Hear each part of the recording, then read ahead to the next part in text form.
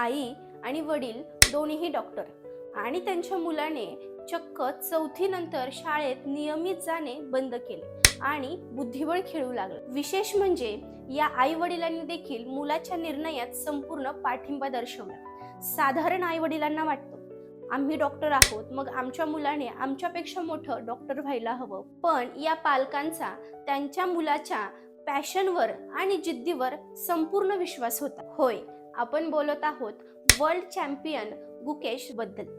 त्याच्या वडिलांनी त्यांची डॉक्टरकीची प्रॅक्टिस सोडून प्रत्येक सामन्यात मुलाच्या सोबत होते आणि आईने संपूर्ण घराची जबाबदारी घेतली आणि मुलाला त्याची स्वप्न पूर्ण करण्यासाठी पाठबळ दिली। आपण काय करतो बरं?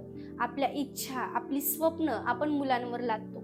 त्यांना काय करायचं आहे, त्यांना कशात रस आहे हे पाहण्यापेक्षा आपल्याला काय हवं आहे हे आपण त्यांना सांगतो।